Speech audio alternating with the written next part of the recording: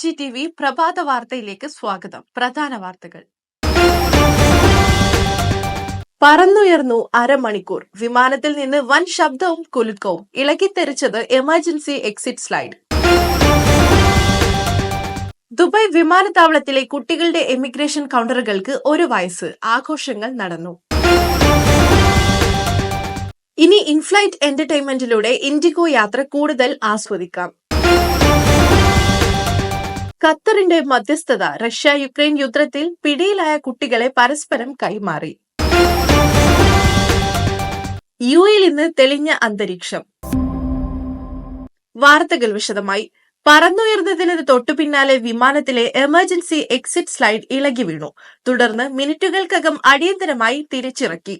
യാത്രക്കാരും ജീവനക്കാരും പൂർണ്ണ സുരക്ഷിതരെന്ന് കമ്പനി അറിയിച്ചിട്ടുണ്ടെങ്കിലും സംഭവത്തിൽ വിശദമായ അന്വേഷണം തുടങ്ങിയിട്ടുണ്ട്.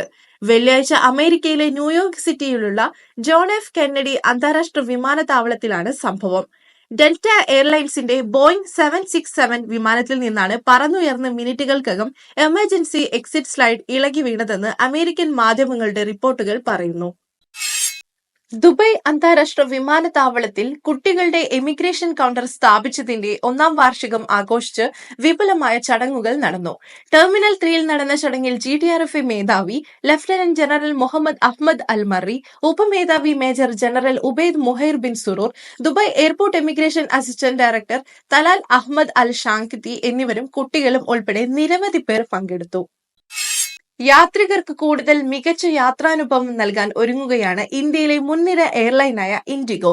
വിമാനയാത്രയ്ക്കിടെ യാത്രക്കാർക്ക് ഇൻഫ്ലൈറ്റ് എന്റർടൈൻമെന്റ് സംവിധാനം ഏർപ്പെടുത്തുമെന്നാണ് ഇൻഡിഗോ അറിയിച്ചിരിക്കുന്നത്. തുടക്കത്തിൽ ഡൽഹി ഗോവ റൂട്ടിലാണ് യാത്രക്കാർക്ക് വിനോദ പരിപാടികൾ ആസ്വദിക്കാനാവുക.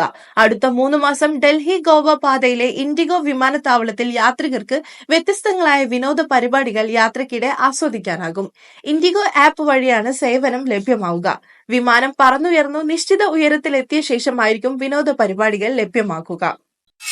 ദീർഘനാളായി തുടരുന്ന റഷ്യ യുക്രൈൻ യുദ്ധത്തിനിടയിൽ പിടിയിലായ കുട്ടികളെ പരസ്പരം കൈമാറ്റം ചെയ്യുന്നതിൽ രാജ്യങ്ങൾ തമ്മിൽ ധാരണ. ഖത്തറിന്റെ മധ്യസ്ഥ ചർച്ചകളുടെ ഫലമായാണ് പിടിയിലായ കുട്ടികളുടെ കൈമാറ്റം സാധ്യമായത്. മൊത്തം 48 കുട്ടികളെയാണ് കൈമാറ്റം ചെയ്യുന്നത്. ഇതിൽ 29 കുട്ടികൾ ഉക്രൈനിൽ നിന്നും 19 കുട്ടികൾ റഷ്യയിൽ നിന്നുമുള്ളവരാണ്. റഷ്യയിൽ നിന്നും സ്വന്തം രാജ്യത്തേക്ക് തിരിച്ചെത്താൻ കുട്ടികളെ സഹായിച്ച ഖത്തർ അമീർ ഷെയ്ഖ് തമീം ബിൻ അഹമ്മദ് അൽ താനിയെ യുക്രൈൻ പ്രസിഡന്റ് വോളണ്ടിമർ സെലൻസ്കി അഭിനന്ദിച്ചു. യുഎഇയിൽ ഇന്ന് തെളിഞ്ഞ അന്തരീക്ഷമാണെങ്കിലും മലമ്പ്രദേശങ്ങളിൽ മഴ പെയ്യാൻ സാധ്യതയുണ്ടെന്ന് ദേശീയ കാലാവസ്ഥാ കേന്ദ്രം അറിയിച്ചു. രാജ്യത്തിന്റെ മിക്ക ഭാഗങ്ങളിലും തെളിഞ്ഞ ആകാശമായിരിക്കും. എന്നാൽ ചിലയിടങ്ങളിൽ ഭാഗികമായി മേഘാവൃതമായ ആകാശം പ്രതീക്ഷിക്കാം. മണിക്കൂറിൽ 10 മുതൽ 20 കിലോമീറ്റർ വരെയും 35 കിലോമീറ്റർ വേഗത്തിൽ പോലും കാറ്റ് വീശാം. അറേബ്യൻ ഗൾഫിലും ഒമാൻ കടലും തിരമാലകൾ നേരിയ തോതിൽ അനുഭവപ്പെടുമെന്ന് പ്രതീക്ഷിക്കുന്നു. ഇതോടെ വാർത്തകൾ കഴിഞ്ഞു. നമസ്കാരം.